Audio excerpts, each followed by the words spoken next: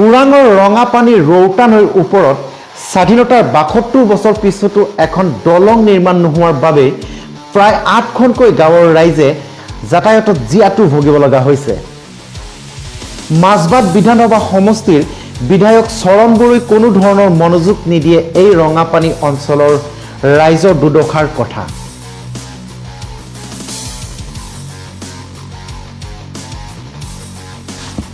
দাদা আপোনালোকৰ এইখিনি জাগাখিনি কি বুলিব এইখিনি?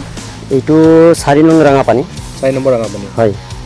ইয়াতে এই দলংখন যে নাই, আজি কিমান বছৰ ধৰি দলং নাই ইয়াতে? ইয়াতে বহুত বছৰ ধৰি দলং নাই। বহুত বছৰ ধৰি। আৰু ইয়াৰে স্থানীয় বিধায়ক কোন? চৰণ বড়ো ডাঙৰীয়া। চৰণ বড়ো। হয়। আৰু MCLA? MCLA এতিয়া বৰ্তমানতো ৰবাৰ্ট নাৰ্জাৰী। হয়। তেওঁ জিকিছে যোৱাবাৰ। হয়।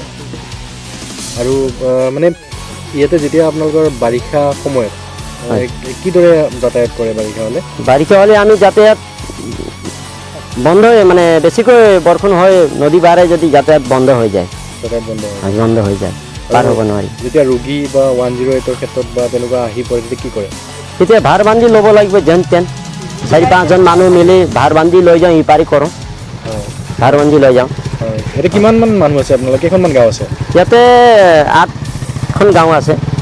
৮খন গাঁও আছে। কেৱল নিৰ্বাচনৰ সময়তহে আহে ভোট ভিক্ষা কৰিবলৈ, কিন্তু নিৰ্বাচনী বৈতৰণি পাৰ হোৱাৰ পিছত খবৰ নলয় ভোটাৰৰ দুৰ্দশাৰ কথা। থাকিব ভোটত যেতিয়া ভোট হ'ব তেতিয়া আহিব চাহটো, আৰু যেতিয়া ভোট হৈ গ'ল জিতি গ'ল আৰু আমাৰ ইফালে অহা যোৱা নাই, বন্ধ।